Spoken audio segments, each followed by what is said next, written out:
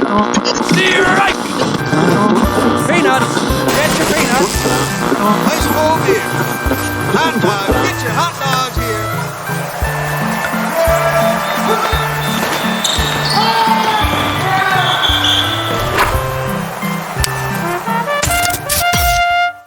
Hear ye, hear ye. We were reporting live from the Lincoln Lounge for Honest Abe's Sports Report to provide you with the very best sports coverage around. Tonight we are doing a very special college football preview show, so please follow us across all social media, Twitter, Instagram, Facebook, YouTube, and TikTok. You can also find us on all listening platforms such as Spotify, Apple Podcasts, and iHeartRadio. as always, I'm the sexy Gretzky George Gretzko, and I'm alongside a few sports enthusiasts who are football throwing, baseball bat swinging, basketball dribbling, swinging for the fence. It's a home run.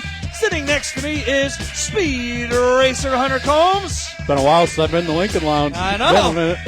Mr. Dilbert himself, Aaron Adams. Hello, ladies and gentlemen. And from Talking Tribe with Tito Round Tripper, Baseball Whisperer. Ho, ho, ho. Happy to be here. And a dog whisper right now. See that? I timed that one just perfect. See that? Beautiful. Music just went out and everything. Turn this light off. Home, bitch. Hunter, you're looking awfully fast over there, Speed Racer. I'm back here. in the Lincoln Lounge, baby. Yeah, it's been a while. Between the two-box show and I didn't make the last show, it's good to be back. Love it. Mr. Dilbert, what's up? Oh, I was like, you look worried. Nope. You looked worried for a second. Just looking. Mr. Dilbert, how the hell are you? We're doing pretty well. How about you? I'm dominating the day. Dominating the day? This lovely Tuesday. I'm off work for the next till Saturday, actually. Oh, Got a lot of crazy stuff going on this week. So. Oh, yeah, you do. Yeah. So, yeah. Makes sense. So, yeah. I don't work again until Saturday. Old Tito. Tito, how's your bat swinging, buddy? Oh, high and outside. Wild rumors on the baseball hot stove. I don't know if there's anything to it. They're saying that we got, like, decent chance to sign Walker Buehler. Oh, That'd be a good one. wow. I like that. I know. It'd be, like, about the same money as Boyd and Cobb were. Like, especially Cobb. Cobb got his $15 million. If we can get Walker Buehler, sorry, anybody? Buehler, let's try that again, for a comparable amount to Cobb, that'd be pretty sweet. So He'd be a good 3 or 4 guy. Yeah. Especially with Ortiz coming. That'd be a good trade. Yeah, for we were just talking a little baseball before you came in, and I said they better start signing somebody. Yeah, there's extra money, and supposedly we're going to use it. So, yeah, the conspiracy theories are running rampant. Obviously, it doesn't take much for our fans to be cynical, and the Fan Fest is canceled.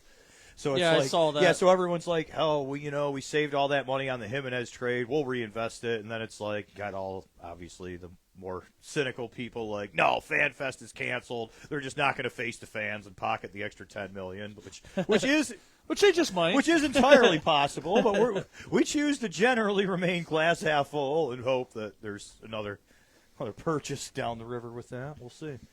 Guys, I have to do it. I have to. I got to do it. I got to do doesn't it. like having fans. Even 3 of our 6 Michigan listeners are sick of this by now. It's been 1,844 days since Ohio State has last beat Michigan. That's all Greek to me. You can't In theory, start my off the headset college is off. football show without doing that. You know what's annoying? 8 plays in the Big Ten next year. When that number reaches 2,000, I'm going to be really annoyed. I mean, mind you, it's a 35-team conference, but it's still going to be disappointing when they're 8th in the A Big Ten. 35. It is like a 35 fucking team conference. That sounds terrible. Yeah. Anyway, All right, Sounds we're great. good. You didn't like that? Hell no. I just saw Triple H. I know. Yeah. You saw what? There's a video of Triple H. And Oh, the YouTube video. Oh, I had to do that. Before we get to the college football playoff bracket, though, there's a few things I would like to talk about. First one, college football this past week. I had some shocking news and rumors that happened very quickly and within like a day or two. Bill Belichick is now the new head coach at the University of North Carolina, taking over the football program. How do you guys feel about this? Dude, it's crazy. I guess, I haven't read much on this, but, like, just a couple of headlines and stuff were basically summarizing articles. He didn't like, the direction or the rules and policies of the NFL. And to me, it's crazy because, like, I think the college game is evolving way faster than the NFL game. So it's like, to be a guy his age and be like, I don't really like all this crazy shit happening in the NFL, like, man, yeah, I'm surprised because to me, college is way more crazy and changing faster than the NFL. But, I mean, he's got a clean slate. I guess he never was familiar with the college game as we knew it in, like, the 2010s because he was already deeply immersed in his Patriots run. So, but, man, that just – like I said, these drastically revamped conferences, the NIL money, like all this different stuff that he has to learn in his mid-70s. Like, I wish him the best. I want the ACC to be relevant again. Like, things have become so SEC, Big Ten, and everything else. And I don't really know who the ACC's knight in shining armor can be, so more power to him if he can rebuild the program. But at the same time, with how awful the ACC is, you only have one loss to spare. Yeah. You know, look at Miami. You know, look at these teams staying at home in the ACC. So, I don't know, to say that he's just going to take over that program and go 12-1 and get a playoff spot in the next 2 years, which, you know, in this what have you done for me lately world is probably what it'll take for it to be judged as a success.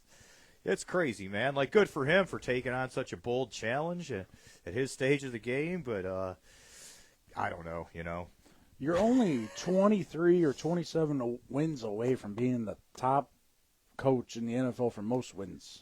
That, like, how could you not want that? But that could take another 5-6 seasons. Yeah, but he Sure, yeah, you go to a bottom feeder. Well, yeah. no, it would take minimum 3 with Belichick.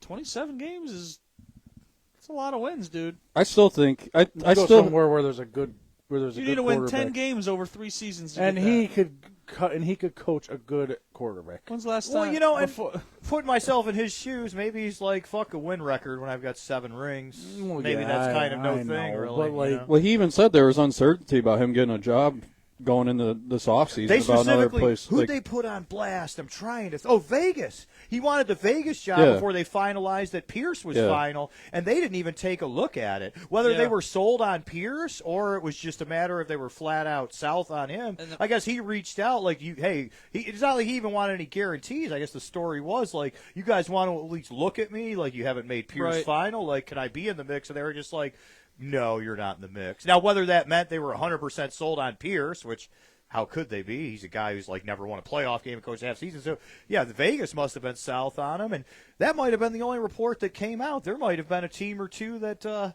did say no thanks, which is kind of crazy because no disrespect to Pierce, but how do you not at least do your due diligence on Belichick? Because what has Pierce accomplished? Right, and the problem is with Belichick. Belichick wants so much control, and GMs are afraid to give him the ultimate control of a thing. And why would you? Like, if you're the owner, why would you give anybody full control? Like, well, then he's going to get that at North Carolina now. He's got everything. Yeah. He's going to run it like an NFL thing, so he's going to have his control because he's in college now. And honestly, I think he ends up back in the NFL. I think he's doing this right now for himself. He's on a 5-year deal. Well, do you see the buyout though? Is not that much money. No, and I think if you want to leave for the NFL, the buyout's like. And the rumor $30 million or something. It's so cheap to buy it out, so it's like. And the rumor is his son's going to take it over once he's done anyway. So even if a team there's not really much jobs that are coming up. I mean, there's some jobs, but there's nothing guaranteed about it. So right now he'll go down there for at least 2 years, 2 years at most. Go down there, turn it around, get it going, have one really, really good season. That'll probably be not this year or next year, the year after, and then his son will take over and he'll end up back in the NFL and try and get that record. But I don't. Bill Belichick, head coach of the Cleveland Browns for the new dome. I wish. Ain't happening. Well, the new dome's not till 2020. Remember this day, I thought you wanted him to break the record, dude. He just, he just did it. I know that wasn't very nice. That's funny. He just didn't want to. He just didn't want to have that bad luck again because he was lined up to get the Falcons job. Like they thought that was going to be his spot. It was either be him or Jim Harbaugh at Atlanta, and obviously Harbaugh went to L.A. And then he was going to be lined up for that, and then they end up getting that other. Yeah. I forget the other guy, and that sort of killed his whole. Raheem Morris? Yeah, again, yeah, he's. They picked Raheem Morris? Yeah. But and again, no disrespect to Raheem Morris, but to just be like, we head and shoulders favor you over a 7-time Super Bowl winner. They didn't want to give him full control, and that was one thing. He wanted to make sure he's the guy that drafted his players like he did in New England, and that's how he wanted to be. He was the GM and head coach, and they weren't going to give him that control. Yeah. I figured he would have waited it out this year to at least see if something comes up again. I know he said he was uncertain about it because I thought if the Raiders got rid of Pierce, Tom Brady's part owner of the Raiders. Yeah. You know, he obviously, So- there's a connection there. I'm not saying they were the best of friends. And I guess they obviously why they split up when he left New England was because of Belichick. But I mean, I figured he would have stayed in the NFL. But good for him. If anyone can do it, it's going to be Bill Belichick in college. It's going to be cool because there really hasn't been a good relevant NFL coach to go back down.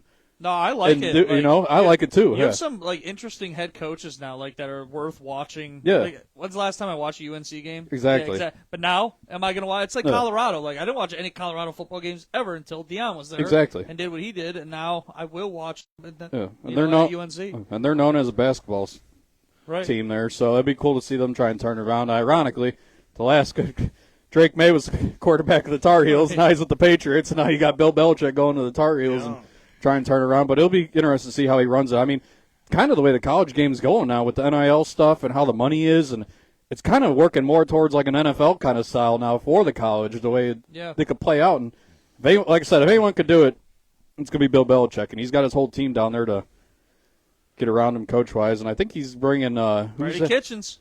Kitchens is in there. First hire. He has like a GM. It's like going to be like his personal assistant, but it's like I forget who it is. It's I forget too, but I did read that as well. He's always on ESPN when he's on there.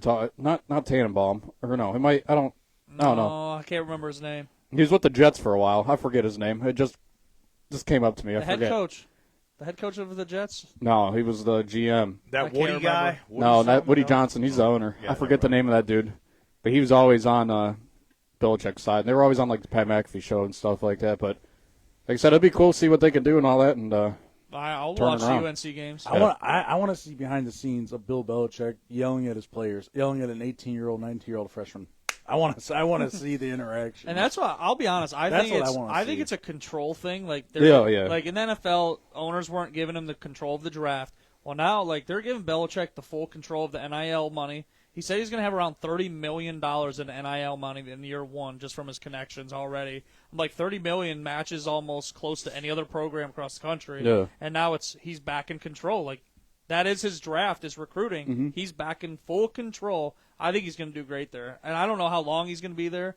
Hopefully he's there for a good 4 years. But he's 72 years old right now. Exactly. So I'm like, how long is he at UNC? Yeah, like I said, about 2 years. How at long max. if he wants that record? I don't think he gives a fuck about that NFL record, but if he's serious about that NFL record, you want to jump to the NFL by I kind of think like you guys said, I should say, like you guys said at the beginning, is he's never coached in college. I think this is a new test for him. He's like, I won fucking 6 Super Bowls. I don't need any more Super Bowls. I don't care about that. Yeah. I think he's like, let's win a fucking national championship. Let's go in the Nick Saban fucking category where he's won a Super Bowl, and if he does do good in college, this will solidify just his whole football career in itself too, more than just an NFL. So that if you do have a chance to solidify your football career, coaching even more than doing good in the NFL and hopefully and in college, that could do it too. There's some with his dad that was tied together. Like I don't know if his dad was a coach there. I know his dad went to there was something Army or something or Navy. He went to Army or Navy or something for or build it. I forget, but his dad was either a coach or he went to North Carolina. So the ties were there. But and the really cool part, he could use his girlfriend. Oh, dude, I was about to say, players. Yeah. His 24-year-old girlfriend recruit the players to UNC. There was that meme of him doing that challenge flag at that referee when he slams it down out of his sock. He's like Bill Belichick handing out NI deals like nothing, and it's just like the thing. He just slammed it down. I wish you the best of luck. I think he'll do good there though. Yeah, I'm pretty pumped. Especially with the college playoff and stuff. They can have a good season and somehow win it. They might. Yeah. If Clemson could be 16th ranked in the country and somehow get in off of that, and with 2 losses. Exactly. Yeah. So I'm like, and they're 6. Yeah. And let's not forget, Clemson was that close to a 4 seed with this system. Arizona State barely edged them out. Right. So with this system, you can catch lightning in a bottle and get a very trumped up 3 or 4 seed. We're gonna get into the playoff format now. We're going to get into the argument here in a second, but let's go with the Heisman next. This past weekend, Heisman ceremony, where Travis Hunter was named the best player in college football. This was the closest margin of victory for the Heisman since 2009.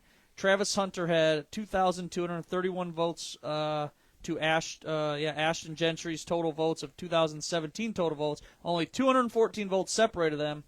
Do you guys think Travis Hunter was the best player in college football this year? But just really quick, man, I want to talk about media perception and the inaccuracy of polls before an award. I'll admit I didn't look myself, but weren't they calling Hunter like a 40-1 favorite, Travis Hunter, for the Heisman? Yeah. And then the votes come out, and it's basically too close to call. Yeah. Like, that's crazy. Right. That the odds makers had him at 40-1, and then the votes come out, and I didn't bother doing the percentage math, but what, like 57%? I mean, it was anything but a landslide. Like, that's crazy. Like, I'm fine with Hunter winning the award, but, like, the numbers JT and other people put up, just like the disrespect of 40-1 odds. It's like 40-1, like we don't even know who's going to win. And we sure didn't, because the final votes say that. Right. So it's like, I'm fine with him winning the award, like, and you're a Michigan guy, so I'm guessing you'll back up this take I'm about to give you. I don't think he was anything like Charles Woodson in his Heisman season. And a lot of, like, halfway through the season, that's what people were saying. We're like, well, listen, if Woodson was the only dual-purpose dude to ever do it, then he needs to, like, eclipse Woodson to do it. Right. And I didn't, it's kind of apples and oranges comparing eras. Like, I didn't flat-out compare the stats and say he was no Charles Woodson, but I'm just going to say, without doing a thorough analysis, and the big he was no difference, Charles the Woodson. biggest difference between Charles Woodson is Michigan was playing for a legit national championship the last weeks. Sure, so he had a hot team to boost his stock, exactly. which he didn't have. And the thing is, with also Travis Hunter, is they don't keep this as like a statistic to vote towards for the Heisman. Look at the amount of snaps he played on both sides of the ball. It is insanely hard to do at any level. That ain't a stat, though. I don't care. But, dude, at any level, to play at the level that he played at is absolutely insane. It's insane. It's no player in college football has ever done it, ever in lifetime. It's like the Oregon Duck wrote down on a whiteboard. Snaps ain't a stat, though. It should be a stat. I think that should help you.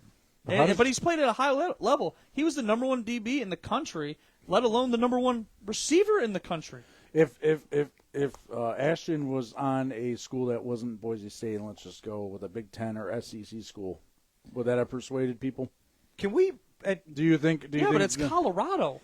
No, but I'm just saying. What's the difference between Colorado and Boise? Like, they're both terrible. No, but I'm just saying, if Ashton was on Alabama, he would have fucking easily won it. But you could have said the same thing. You could have said the same thing if Travis Hunter was at Alabama. He would have easily won it as well.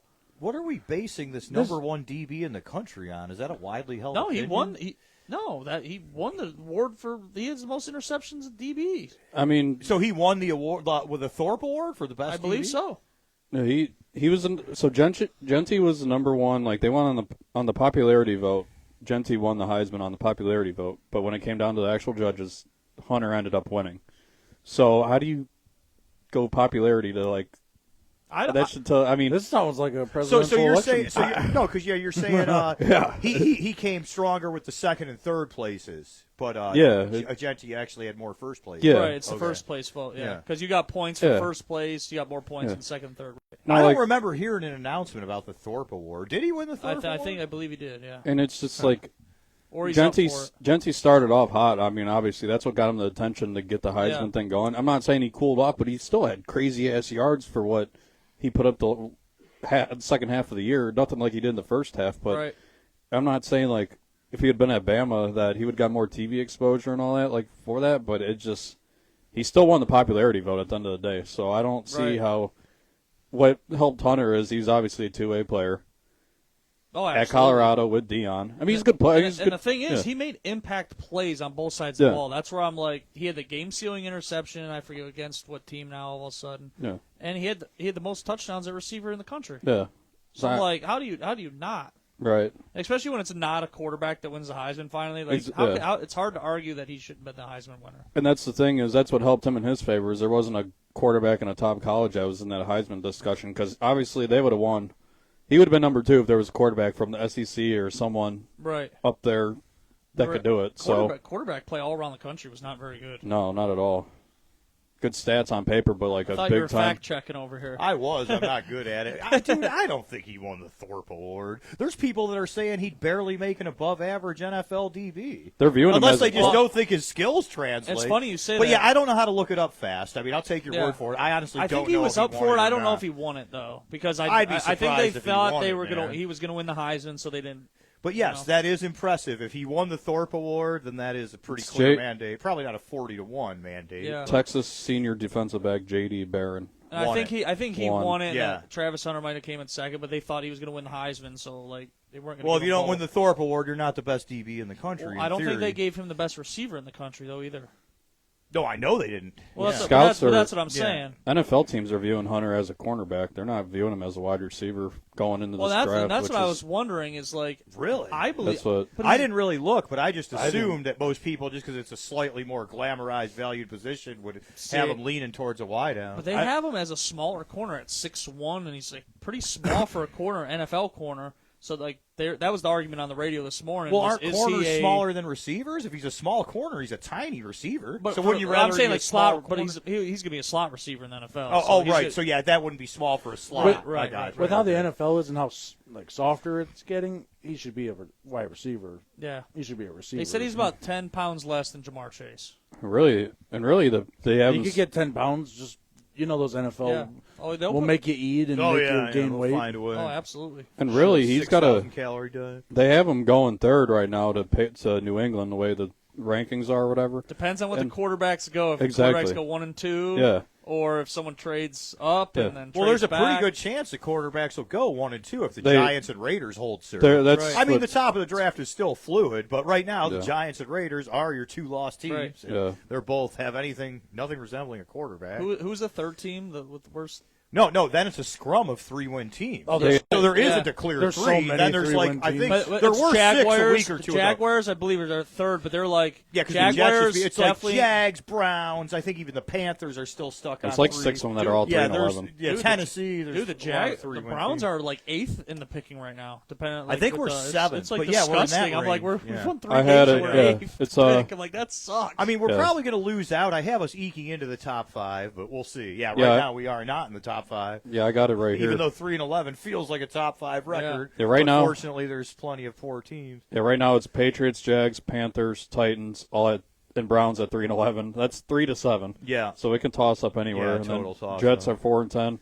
at 8. And the problem is if the Jags lose out, they'll stay underneath the Browns because we have the head-to-head with them. No. And then really, the Jags aren't going to take a quarterback because they'll give what's his name Lawrence another year. And really, the Patriots, Jaguars, and Panthers, if Hunter gets drafted to one of those teams, he could they have the wiggle room to let him play both sides and see where he's good at. Yeah. Because obviously they're not winning nothing anytime soon. Yeah, so they can. And they need a wide receiver. And that's the thing is, I think he'll get drafted as a DB and he'll be packaged in on offense, like how they used to do in Dion with back in the day. Like he had offense packages. You have to worry about him if he's on the field. Period. Oh, for sure. Especially because everyone's like, oh, he's in. All eyes are going to be on him, and even if he's a decoy. So we'll see what happens there. All right, let's talk about the college football playoff. Do you guys like the new college football playoff format? Like, dislike? What is your argument? Because I'll be honest, I'm back and forth on it because I like that the conference champions kind of mean something. I don't agree with that they should be the top 4 seeds. No. How do you guys feel about the college football playoff format? I generally like it. The biggest critics, and I feel it, is like the devaluation of rivalry games. And I don't think it'll ever happen. Like, I'm just playing devil's advocate. I like this format, but I just want to talk about the quickest detractor is that these rivalry games. And, I don't think it'll ever happen, but my buddy, half joking today, actually said, dude, we're just going to start sitting people for the Ohio State-Michigan game. Fuck these rivalry games, because these rivalry games used to be you're in the BCS 14 playoffs or you're not. So now if these rivalry games, for Ohio State, that rivalry game was the difference between being an 8 seed or 6 seed. Really, pride and tradition aside, from a pure analytical standpoint, there's something to be said for, resting 5 or 7 key guys, and maybe you beat Michigan. And to be honest, it could being have been in good shape for these playoffs. And, dude, that sucks. If you're devaluing rivalry games, that sucks. I'm all about an expanded playoffs and stuff, but, unfortunately, yes, there's a piper to be paid, and that piper to be paid is there is no arguing. It devalues these rivalry games because win or go home has now turned into win for a slightly more favorable seed. Right. So that's just a nitpick. That's my one bone to pick with it. But, yeah, these 4 teams, there was always a 5th seed that thought he could win it. Like, maybe we didn't have to go to 12. Maybe 8 was enough for now. Maybe 2-step it and see how 8 does and mull over going to 12. But here we are. We're at 12. It seems like 4 wasn't enough, Yeah. There's always going to be someone who wants someone to get in that didn't.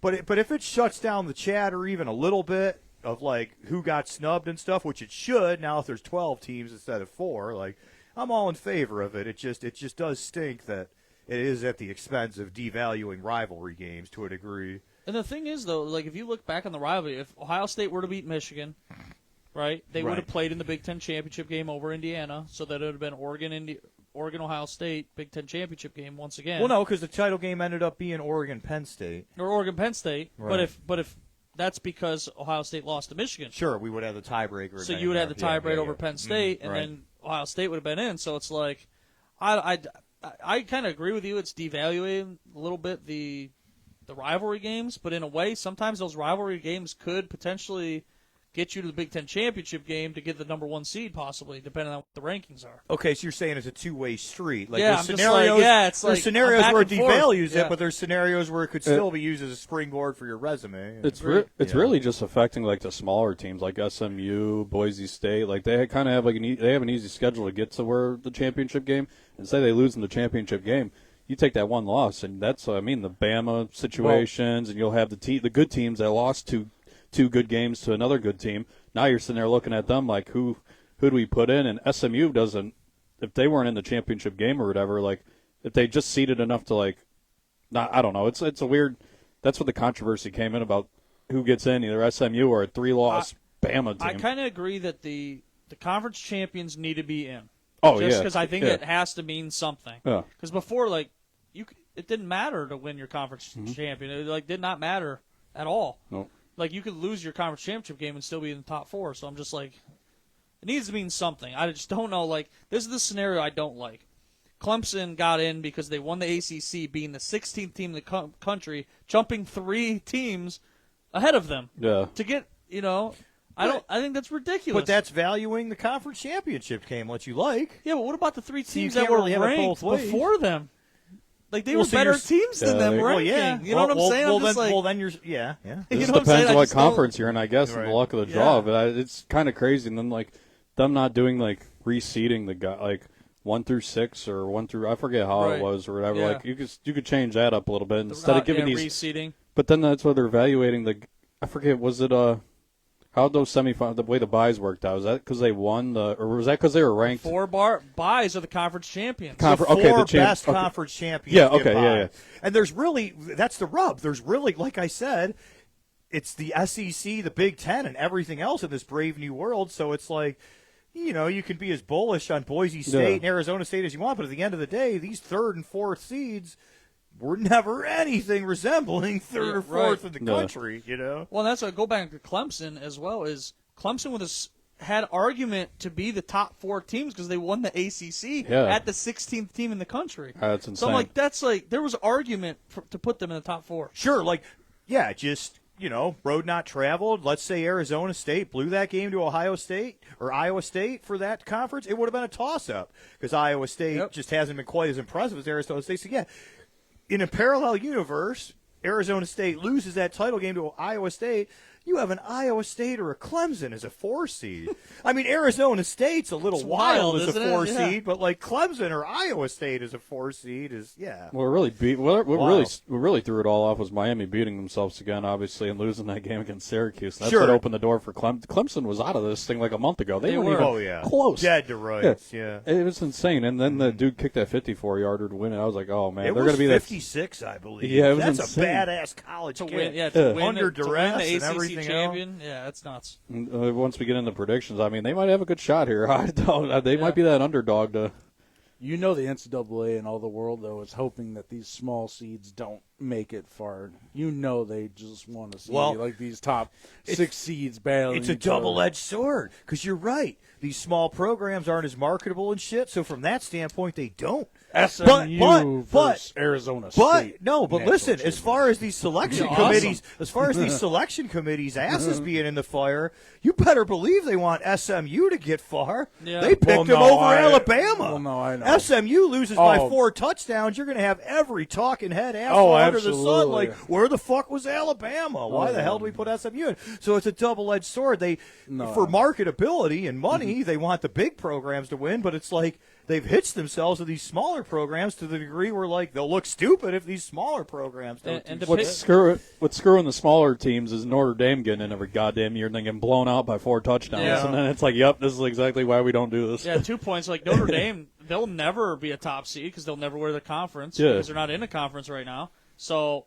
They get on participation every year, and it drives me nuts. So, and you're right. So you're funny. We can all see where this is going. Like, sometime in the next 3 years, Notre Dame will be undefeated, and they'll be a 5 seed. Yep. And everyone will be like, oh, my God, this is crazy. And they'll be like, what? There's no conference. They can't even be a top 4 They can't even team. be a 5 seed because it's the last last conference champion of the Power 5. They basically get to lock in every year to the playoffs. The best they can get is the 6th seed every year, which is crazy. That is so crazy. I think they do need to take like the human element out of the voting of the seeding. Go back to the old BCS, do a computer ranking, take your conference champions, put them automatically in, and take your next best.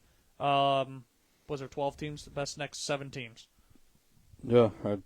Best 7 teams plus your 5 Power 5 champions. And go back to the computer rankings. I hate the human element of picking, Alabama scored this against this and this and this. Go back to the computer rankings and be done with it. Yep. There's no argument. Yeah, leave that human element to college. That's crazy enough when they're basketball, college basketball when they're figuring out March Madness.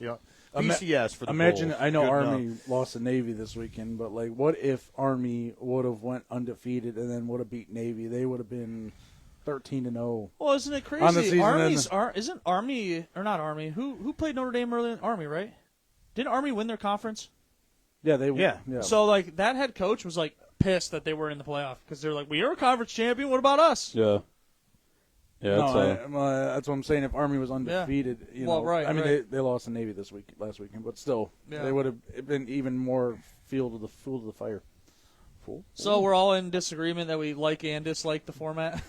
I mostly like it. At least I tentatively like it's it. 75-25 for me. I like it. I like it with some selective complaints. Said, at least finally, at every other elementary school, pee-wee football, middle school football, high school football, Division III football, there's been a playoff system. How isn't Division I ever had a playoff system ever before? I'm like, it's insane.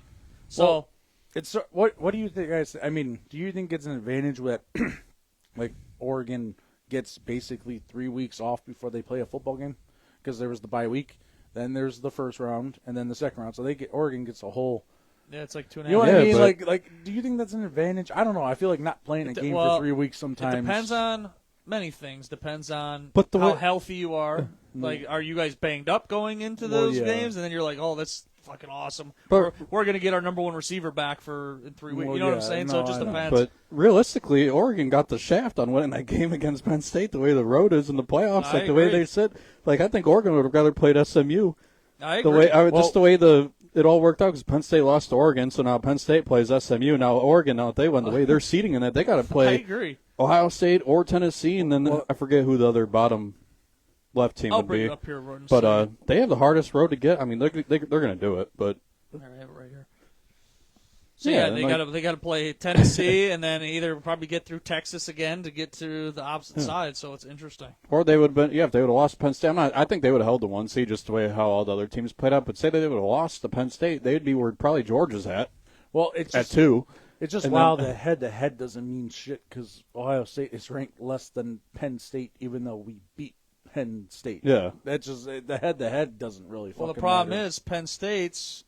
That Michigan game killed us. That's what put us at the 8. That's what put us at the 8. Because you were a 2-loss team. Penn State's only a 1-loss team. You can't punish Penn State necessarily for the conference title game because we're both 2-loss teams, but they'd have never had that second loss if it weren't for the conference title. It was game. an extra game. So in theory, they did hold us off by a half game, because then you got the conference title game.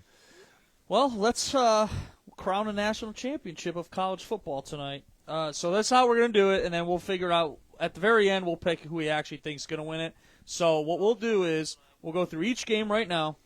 We'll take a majority vote, and then that guy will go on. Now, who knows? Maybe all four of us pick Ohio State the whole way through for each game. Maybe it does end up like a Shannon Sharp. Maybe it doesn't. Oh, it's gonna. Maybe Shannon it does. Sharp. Maybe it doesn't. Shannon's gonna Sharp. But So majority vote will move that team to the next round. If the vote ties between us, so 2-2, the higher playoff seed will move forward then. Does that make sense? Yep. So let's start with this Friday's game with Indiana at Notre Dame. Who do you guys have in this one and why?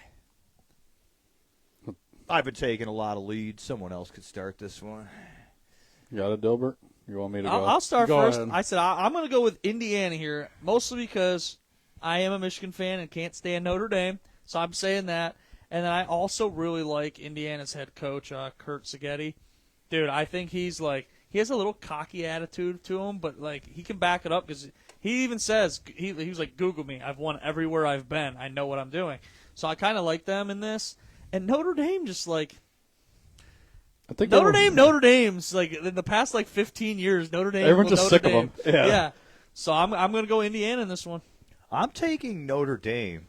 Wow, this is surprising. I know. You hate Notre Dame. I do. I hate Notre Dame, and I hate Notre Dame. I'm picking against them every time in a 4-team playoff. But now in these participation trophy era 12-team playoffs, yes, I have Notre Dame eking out exactly one playoff win. It's a little too soon for Indiana. Yes, that coach is cool. I do like his confidence.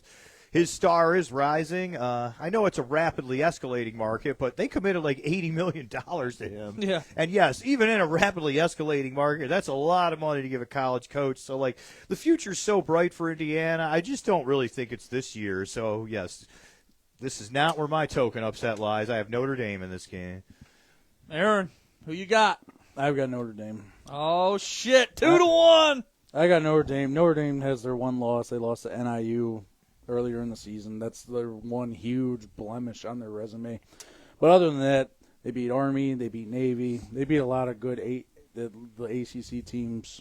I think they're just because they're home, they are going to get in. They're going to get over that hump of winning a playoff game. They're going to get excited, but then in the second round, things are going to change. But I think in the first round, I think they will pull off the victory. That might be the highest scoring game of this first round, yeah. Whoa.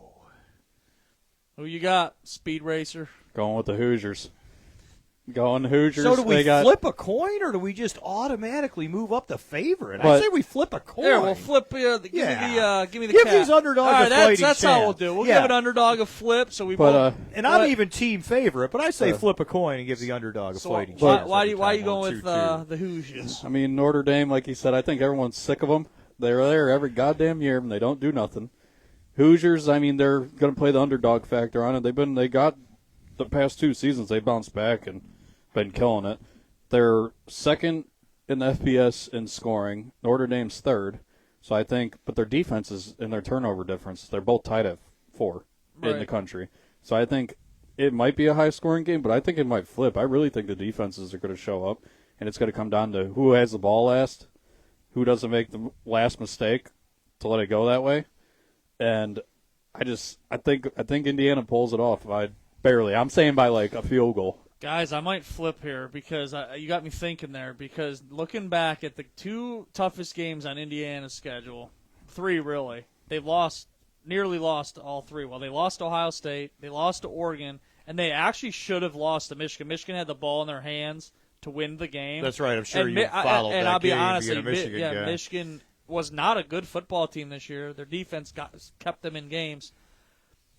I'm flipping. I'm going back to Notre Dame. I'm flipping. Okay, we don't need the coin yet then. I'm going to put the coin back down. I am flipping because I just thought about the Michigan-Indiana game, and I'm like, Indiana really isn't that good. I think Ohio State pretty much embarrassed them as well. No, they did. It was supposed to be they were only 8 point. I think they were 8-point favorites, and they got absolutely eviscerated. But in that game though, Ohio State did have a couple of big random plays that put them ahead. I mean, it was a close game in the beginning, but I think that coach is going to have them ready to go, but I just think Notre Dame is just going to put on a clinic offensively, and Indiana won't be able to.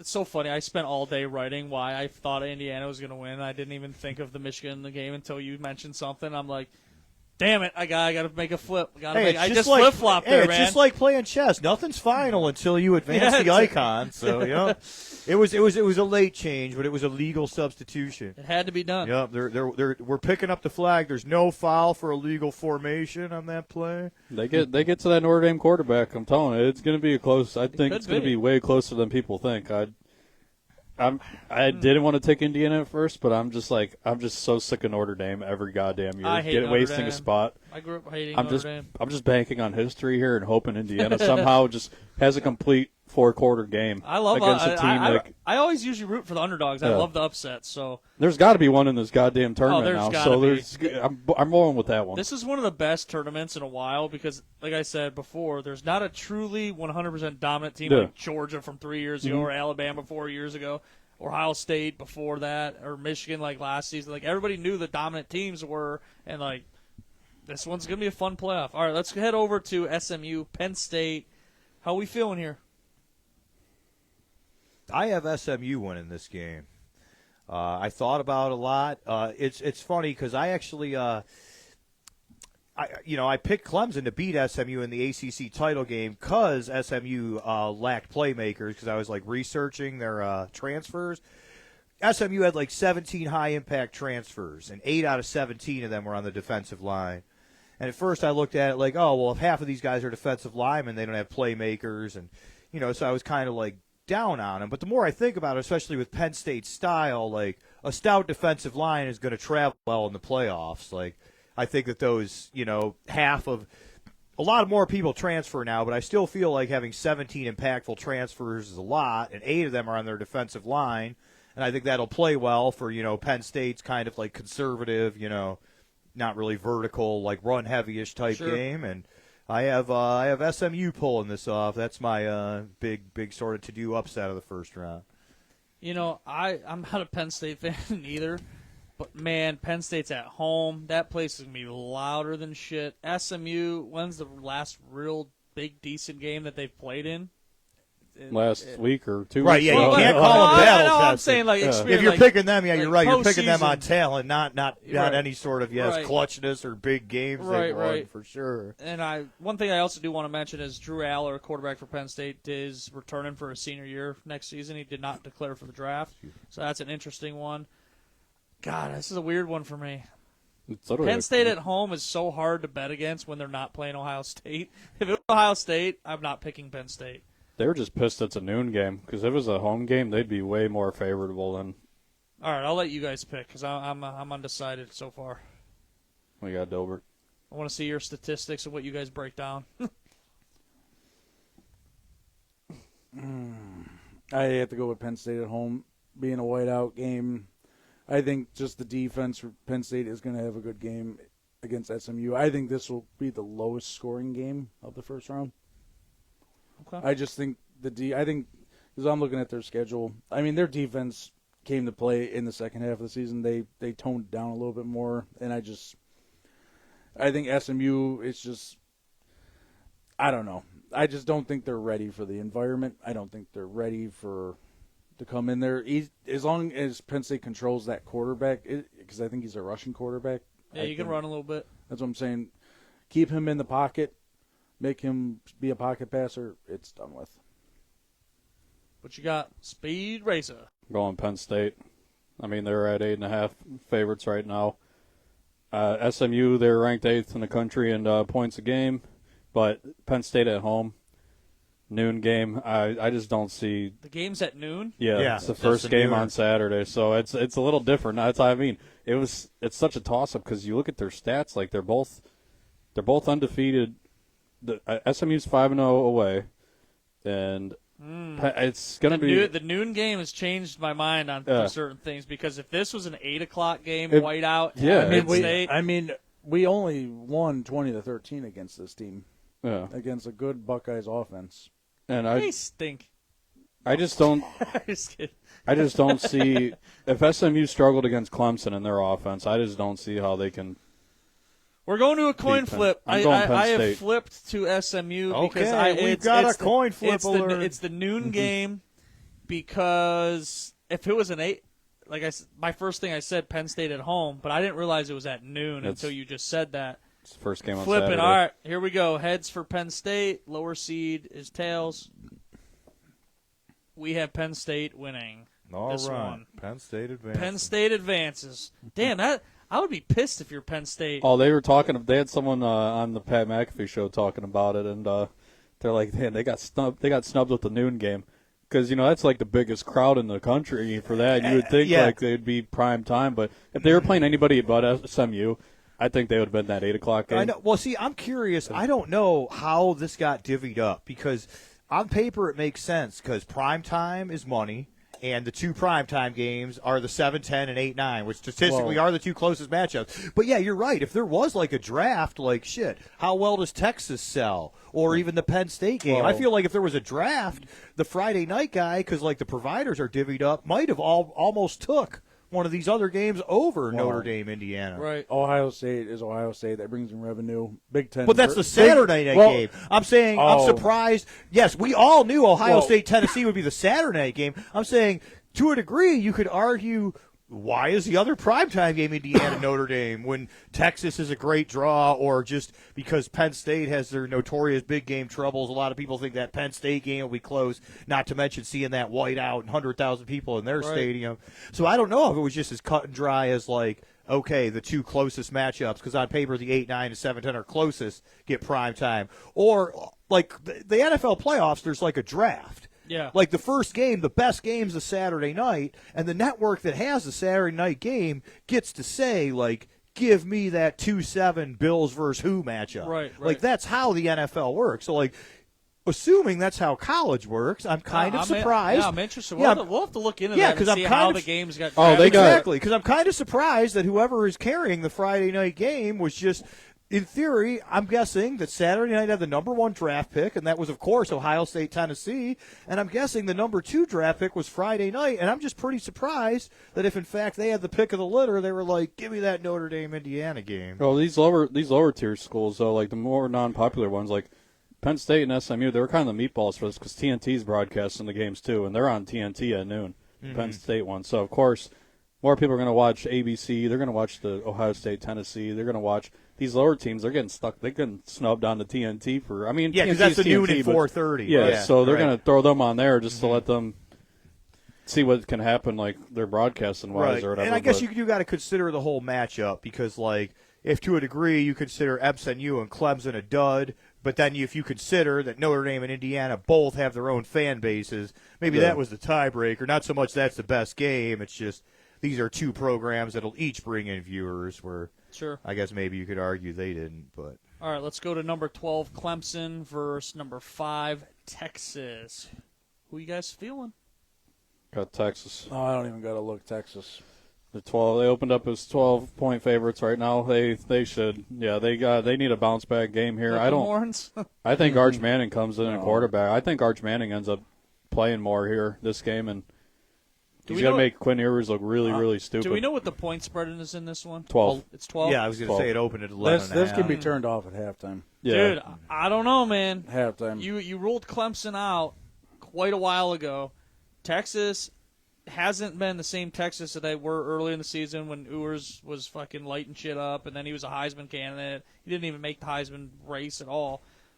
I think Clemson's won a bunch of games straight to put them in consideration. Other than they lost like 3 weeks ago to somebody, but they've won a lot of games to put them into contention. I think this is going to be a little better football game than people are going to think it's going to be, but I am going to go Texas winning this.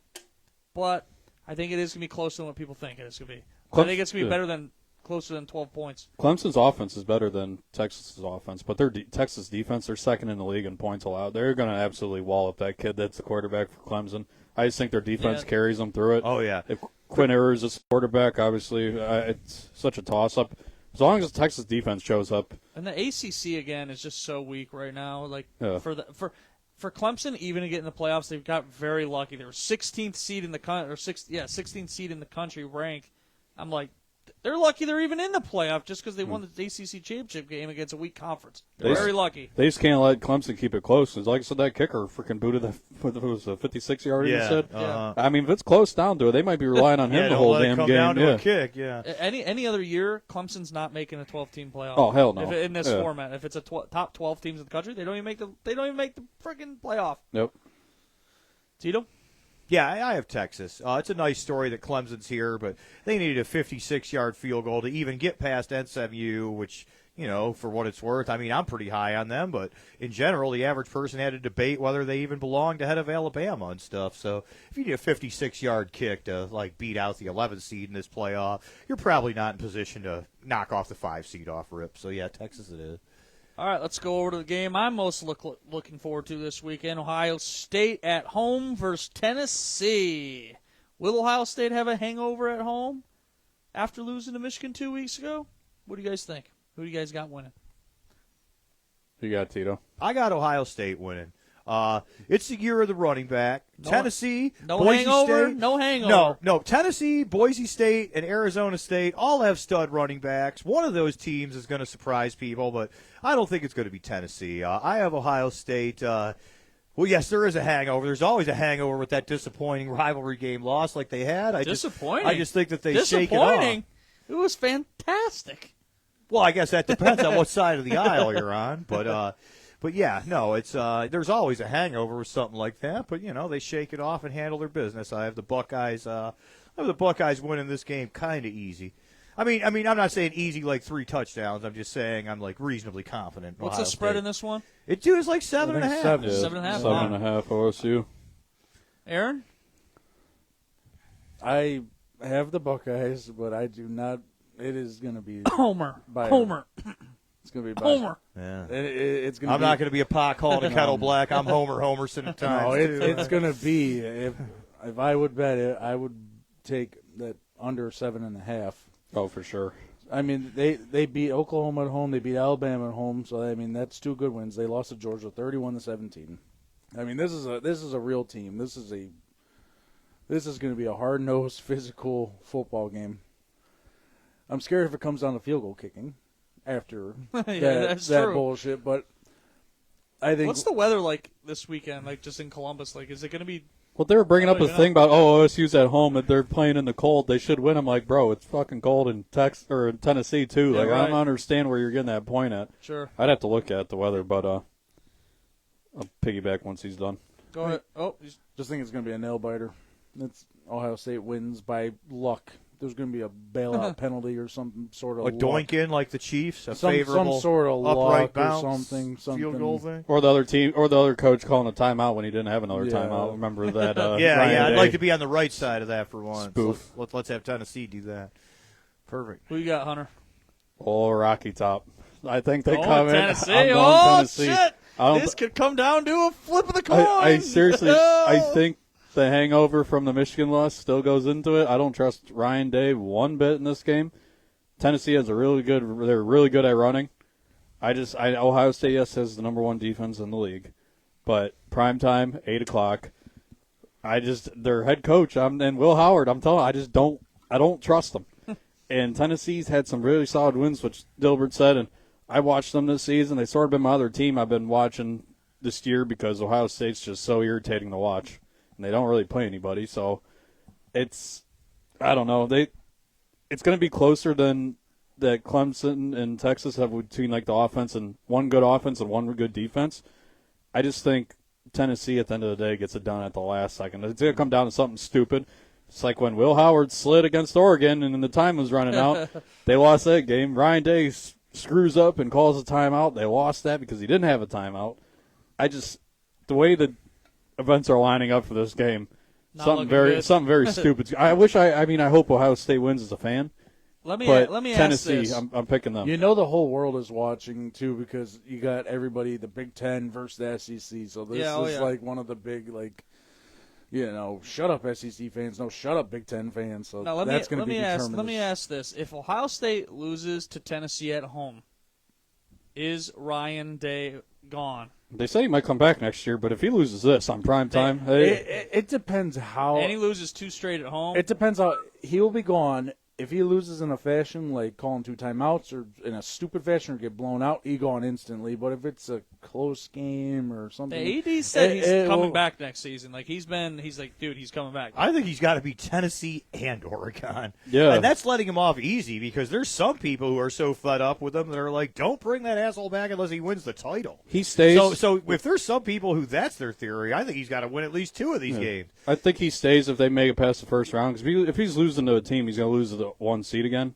which I mean is more understandable. But if he loses to Tennessee in the first round of this playoffs, That is not even a discussion. because leading into we were talking about the other day, Tito, is like leading into the last game on Saturday. You know, there's going to be one spoof in this freaking tournament. I know. and it is leading up for Ohio State to step on their toes here. So look around. If every favorite's won, it's you. If you're the last game left, you're the favorite that's going to fall. And they're saying it's supposed to be 16 degrees around game time. Okay. That's colder Partly than cloudy. it usually gets in Tennessee, so Yeah. that could favor us. Yeah. Especially when you factor in that the college football season is usually over by Thanksgiving. Yeah. I don't think that Tennessee sees many 16-degree days in November. So if it's going to be that cold, there could be a slight home field there. To make my pick, though, you don't see Ohio State lose very often, especially at home, prime time. Guys, I have to pick Ohio State. I don't want to at all. I'm picking Ohio State to win here, but I'm rooting for Tennessee. I don't think Ryan Day is going to be like, oh, we have to run the ball and be Mr. Physical team.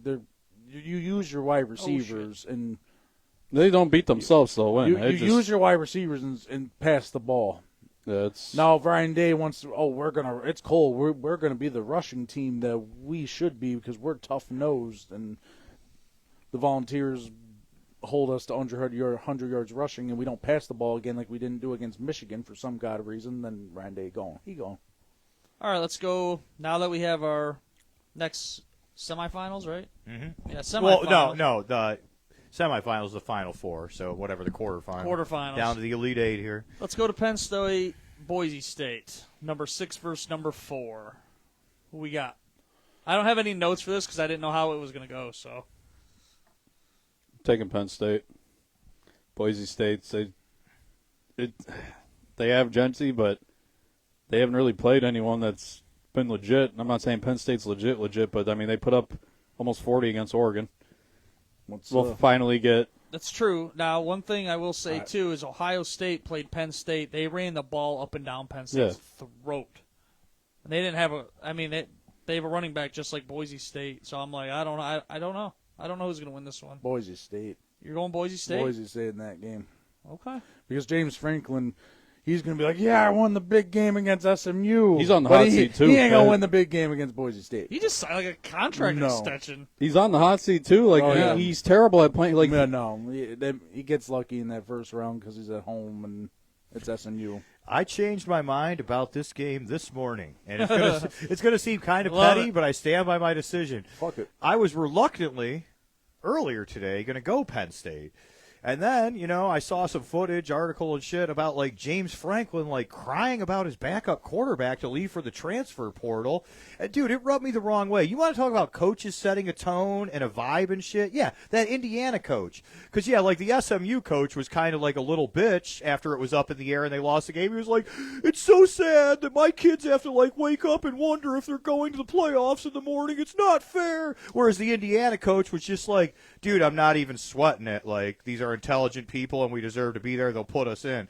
So just from that standpoint, that's the vibe you want to set. And it's just James Franklin, he's already laying the groundwork because he knows he's going to shit the bed. Just my backup quarterback left in the transfer portal. It's and he's no one wants to hear dumbass excuses, and no one even knows your starter's going to get hurt. What else do you got? I'm a victim because my backup quarterback left in the transfer portal? That backup quarterback, though, was in a bunch of packages for Penn State with a bunch of running packages, and he's very quick. So I'm like, okay. And he made big plays. All right, so now, he's an involved backup. Yes. But it's still your backup, man. No, I agree with what you said. So and then too with this the whole 3 great running backs in this tournament, and I haven't quite had the guts to pick any of the other two good running backs, and I'm picking one of these buzzsaw running backs, and it's Boise State guys. So Ashton is a little salty over that, and he is going to be like, "You motherfuckers! I didn't win the Heisman." It's going to be a revenge show tour a little bit.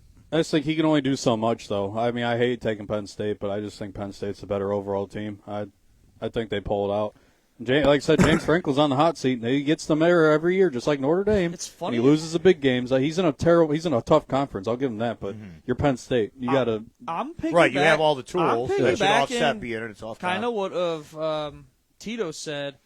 There was one video a while back where they were talking about who's the old head coach at Penn State. Why am I drawing Paterno? Joe Paterno. And there was a guy that literally asked him for like a month straight, "Do you think they'll ever put the Joe Paterno statue back up?" And he was like. He completely would not answer a question. He just seems like a pouty little bitch like Ryan Day is. Mm-hmm. We're a tough team. I'll never forget that. Yeah, I will always call Ryan Day a pud ever since he's like, "We're a tough team." When he's responding to Lou Holtz. That's fine. We're a tough team. If Penn State was on this side of the bracket, they wouldn't be making it out of the first round. I'm just saying they have the easiest. Them losing to Oregon, they have the easiest route. To get, I mean, I'm not saying they could lose. They could lose in the first round. To SMU come out swinging against Penn State and beat them at home. But I just think the better overall team, they get through the first two rounds. You know what? I'm going to go Boise. I'm flipping as well because 3 against 1 again. Yep. Is that what? Yep, we got no coin needed. Boise's going to move, but I think Boise's going to win this game because one, it's a neutral site. They don't have to play at Penn State. Not that they would have had to anyway, but. It's a neutral site. There's not a whole lot of pressure from fan ways in a bowl game because it's neutral. Like you're not going to have home field advantage crowds ripping people in the back. The sound isn't going to be an issue. Penn State, like you said, he gets them to the big game, and he always fucks it up. Yeah, he can't beat top 5 ranked opponents ever in his career. And to go with Boise State is they got famous from that crazy ass bowl game, the Fiesta Bowl, and that's what they're playing in when they play whoever wins that game. That's so I mean, their there's that. House. Yeah, so right. I mean, that could technically be their home crowd for that, but I mean, they're going to travel regardless. But if there's one bowl game that made them that's their Super Bowl, it is the Fiesta Bowl. I mean, I'm still taking Penn State, but trying to. He's trying to talk himself out of it. I know it was really. But no, I kind of agree with Aaron though. Is Gentry's gonna definitely not win since he didn't win the Heisman, that he's gonna come with a agenda and ready to roll. Because they're gonna have a lot of rest here. I mean, they're not gonna play for. Well, yeah, running back in 3 weeks rest. That's the best position to get the good old rest. Right. It just depends if Penn State wins. It depends how bad they beat SMU, or they might not win. Right. But it just depends how that game goes. Where momentum can be a huge thing. They can go out there and wax SMU, and then be ready to go right into that. And they got the reps to get going. But I don't know. That game's really going to be a toss-up. That's the game I'm looking forward to the most if Penn State wins. I know. I'm really looking forward to that one, too, because it's hard to look much ahead of the second round. Yeah. So I really only speculate on matchups up to this round. And, yes, if it breaks that way, that is the matchup I'm most looking forward to. And Genty's finally going to get his TV time here on prime time. It's going to be cool to see. I hope they go far, but we'll see. All right, let's go to Texas, Washington State. Arizona State. I don't know how to say Washington. I was looking at the W.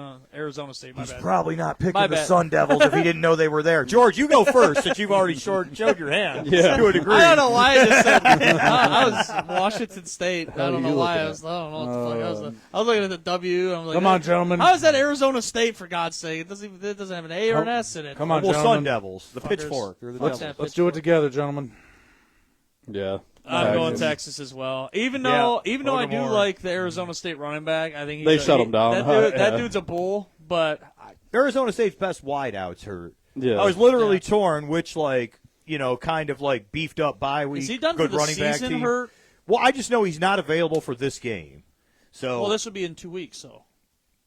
Yeah, I know he must be done for the season if he's so pulled out for this game for sure. Yeah, because they're not like we'll see if he can play. Like they're just talking about they got to win without him, and yeah. So we're all for Texas here. I mean, that's a quick. Yeah, I agree. I don't Texas think it'll be thing. close. Hopefully, I'm hoping for some good games. We're going to be sitting here and be like, God, we suck and we were wrong. That Arizona State running back, though, he reminds me of Peyton Hill. It's just a little bit shorter. That Yeah, dude was he's just bulldozing. a beast. His legs are big. Like, he's running through guys. He was talking that shit, too. He said he was the best running back in the country. Yeah, I liked it. He's got some good confidence behind him. Because that game came on after the Ohio State-Michigan. We were sitting here watching it, and I was like, they put up 35 points at halftime on these guys. Yeah. I was like, this dude's just running over everybody. All right, let's go Ohio State, Oregon. This is their second time playing. I'll start with this one. Oof. At any level of football, it's hard to beat a team twice. It's very difficult to do. And it's at neutral site. There's not a whole lot of pressure for each team. Be the Rose Bowl game. Yeah, Rose Bowl game. I'm like, and that was such a good game. Like, it came down to Will Howard sliding to kicking a field goal or at least have a chance at Hail Mary. And Oregon just had like 3 to 4 big plays, and our cornerback number 10, who I've been bitching at all season, gave them up. So, God, it's hard to beat a team twice, and I hate picking Ohio State. But it's hard to pick against Oregon because they've scored a ton of points. They've been the number 1 team all season, and it hasn't, like, outside of the Ohio State-Oregon game. Penn State gave them a good game, though, too. Then Oregon's best cornerback that they have on their team got kicked out of the game early when they played him last time. He spit in that dude's face. Spit on him. He got booted. I mean, we still lost, but I don't know. I'll let you guys finish. Go ahead, Tito. Who you got? I got Oregon eking it out. It don't feel like the Buckeyes' year. I can't see us upsetting the number 1 team in the country. Even though it's second time playing each other, huh? Even though it's the second time playing each other. Yeah, if the bracket would have broke a little better, I might have had Ohio State taking a deeper run, but a little too soon running to that top team in the country. And to think they played each other very early in the season as well. So, like, that comes into play. Like, I am an Ohio State fan, but like our flag football team, the Quackin' will be attacking. The Quack Attack will win that game if that is the game. Sadly, Oregon will be moving on. Oregon's the better O this time around. Taking Oregon picking easily. Oregon as well. Easily. You know, it's funny. Yeah, I was picking Ohio State, so I want to see what you guys are picking. I was picking Ohio State because it is very difficult to beat a team twice, and that first game was so earlier in the season, so a lot of things changed from week 5 or whatever they played to week 13. I was picking Ohio State, but you 3 picked Oregon, so Oregon will move on in our bracket. Ohio State's 2 worst losses were literally against Oregon and Michigan, and Ryan Day screwed it up both times. I don't see it being close this game, especially Oregon. They're rolling. All right, Georgia, Notre Dame. I think this is going to be closer than people think as well. I really do. Georgia isn't the Georgia people used to be scared of, in my opinion. Depends who the quarterback is. If it's Carson Beck or not. That other kid came in and he didn't do bad. He got lit up at the end. He got absolutely smoked. But and I heard Carson Beck seriously hurt. Yeah, his wrist. You see him. He went back out there for the one play at the end. Like his shoulder got jacked. His wrist is jacked. So that's interesting. If Carson Beck isn't the quarterback, I think it's gonna be a lot closer than what people think it's gonna be. What's the spread in the? Well, we won't know the spread, do we? It'll probably be Georgia by 7. We have to go off of. If they end up playing Notre Dame, probably like 6 or 7. But that quarterback for Georgia came in the backup, and he was the only one that got the momentum going in that game against Texas, where they came back and won. They weren't scoring nothing until he came in. But Georgia, I think, their defense will kill Notre Dame. I'm going Georgia. Aaron? By 2 scores. I have to go with Georgia too. Just they've been down this road before. I mean, yeah, they haven't been the same Georgia team, but they've been down this path before. And Kirby Smart will have the boys ready. Well, I got Georgia. Just because I think Notre Dame can win a home game doesn't mean I'm ready to stick my neck out there and say they can win one on a neutral site. So we've got the 3-0 Georgia. Have you said yet? I would have picked Notre Dame. No, I'm just kidding. Oh, I'm just kidding. I was going Georgia. I was going Georgia, man. Like I said, Georgia has been there. They have the playoff experience. Kirby Smart might put himself in the transfer portal if they lose to Notre Dame. We're all Shannon Sharps right now. No, just yeah, that's it. All right, which one do we want to do first? I think the better. Honestly, are we all on a? What do we think? We'll start Georgia, Boise State. Yes. How do you pick Boise over Georgia? In my opinion, you got to go Georgia winning this game to go to the national championship game. I don't see Boise. They could lose by 28 points. I mean, I think by the time Georgia will have enough film on Boise from the Penn State, from the Boise State fucking Penn State game, and they'll be able to figure it out. They'll just stop Genty, make sure he doesn't go off for 150-plus yards. And Georgia will be rolling, so Georgia. Then that NTN guy from Georgia, the running back or whatever, the one that's in the league's brother, he absolutely ran over Texas there at the end of that game last time they played. I think he's going to be the better running back in that game. I have Georgia. They just have too much firepower. I mean, obviously they're the more popular team. Everybody's going to be heavy on Georgia in that game. I don't see Georgia losing. I don't see them losing to Boise State either. No. Tito? Yeah, I have Georgia winning. Georgia as well. They have the best route to the bunch of Shannon Sharps in here. Oh, yeah. Hey, at least we had the opportunity to coin flip a few of these, but Ooh. all right, It's you changing your damn mind. now at them. this might be the best game of the college football playoff: Oregon versus Texas. How we feeling? I think the gravy train's over. I think it's a brutal gauntlet in this climate to go undefeated. And I'm hoping that, obviously, my Buckeyes beat Oregon up a little bit, even albeit probably in a losing effort. So I have Texas taking this game. Man, even to get to the title game undefeated in this format is like a lot. And, we'll see a team do that, go to the title game undefeated in the next couple of years. But it's probably going to be a more dominant team than Oregon. So I have Oregon's ride ending and Texas winning that game. I'm going to stick with Oregon winning this game only because Texas does have their little quarterback issue going on. And late in the season, you need the best quarterback play to win football games, especially – well, I mean, all these games are going to be in domes. So I was about to say, cold weather starts changing. You need to take care of the football, but they're going to be in domes, so that won't matter. But quarterback play, I mean, what's Oregon's quarterback's name? Gabriel. Yeah, Gabriel's played pretty lights out all season. I'm going Oregon, just based off quarterback play. Go for it, son. I'm going with Oregon on this. Like I said, depends. If Quinn Ewers is the quarterback, I don't see Texas have. I seriously think Arch Manning's going to end up being the quarterback here. It's either Ewers to get a fluke injury or he's just not stable enough to he has a team around him on defense. Their offense, they're just hit or miss right now, and I don't know. Oregon, like I said, they're more complete. They're on a roll right now. I think Texas is a year away from putting anything together once Ewers is out of there and Manning gets in there, but I'm going Oregon by a touchdown. Mr. Dilbert. Do you know what kills? Speed kills, and that's what Oregon has. Oregon will be. You smell that? That's speed. Yeah. No, like you said, there's going to be no weather affecting this. They're going to be in domes. Oregon just has too much speed. It's just going to be a little too much for Texas. There's going to be some turnovers in that game. Oregon will quickly put up a touchdown or two off those turnovers, and Texas is going to just.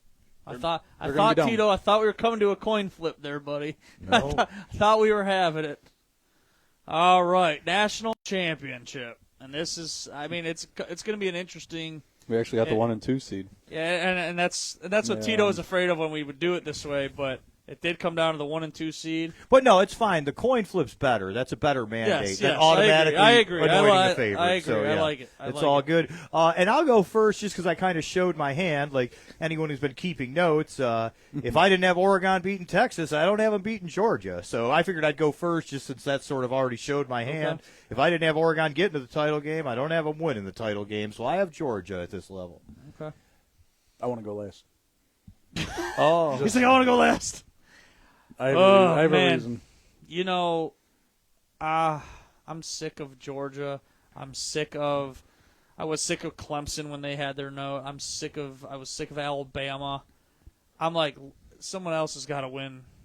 Even though that Oregon won one not too long ago when they had the quarterback that got drafted, I think the Falcons or whatever he went. Penix. Yeah, Penix. No, Mariota. Mariota. Oh. Penix went to Washington. Oh, never mind. I'll take it. Wake up over there, drink another one. Yeah, never mind. Who do I want to win versus who do I think's going to win is different. I want Oregon to win, but I think Georgia's going to win this, so I have to go with Georgia. It's basically a home game for them. They're in Mercedes. They're in New Orleans. I mean, yeah. If you believe in who has the closer commute, that's gonna favor. They each get for national championship game. They both get equal tickets to sell. So I know, but it's first, still gonna matter I agree. who's closer. Yeah, I agree. I'm going Oregon. I think I'm not saying a QB controversy happens then, but like I said, I think Georgia has the easiest path. I just think they finally get stomped on in the championship game. They're rolling. I can't see. I can't unless, like I said, Oregon beats themselves. But they're just too complete of a team right now. I see them winning by 2 scores. It's going to be a very boring championship. Mr. Newbert, it's 2-1 right now. There's a famous individual out there by the name of Pat McAfee, and he has this famous thing. Who's that coming down the track? It's the Mean Machine in the red and black, and that's going to be Georgia, baby. So the dogs. So 2-2. So 2-2 comes down to coin flip for the national championship game. Coin flip for the title. So the top seed is Oregon. So heads versus tails. Whoa, that was not the flip. Yeah, no controversy that here. have a full No turn. controversy here. Here we go. Steelers. Whoa, that wasn't a flip either. I mean, it'll got to hit the ceiling, but try and get Here it we above go. the Ready? computer screen there. There we go. As it went Right down the crack. Here we go. It is heads. Oregon. So that has Oregon yeah. winning the national championship. But we did it right, because at least us underdog pickers had a coin flip to hold on to. It just didn't go our way. But, yes, there you have it. Oregon, undefeated. And, again, should things break that way, dude, if it was this impressive to go undefeated in the previous format before in college football, like, man, definitely legendary, stamp your legacy. You go undefeated in this format, like, you don't need to win 3 titles in 6 or 7 years to be remembered. Like, one undefeated title run in this format, I feel like, especially if you can run that gauntlet in the inaugural playoffs of this format, should it break that way, what an accomplishment that would be. And you're a true 15-0, man. Mm-hmm. Like, that's a lot of football games. Look at their logo. They ain't losing one game. I'm telling you. Now watch that come. Wouldn't that be? We got time stamped this. Watch it come down to these 2 teams that go to overtime. And it comes down to a coin toss.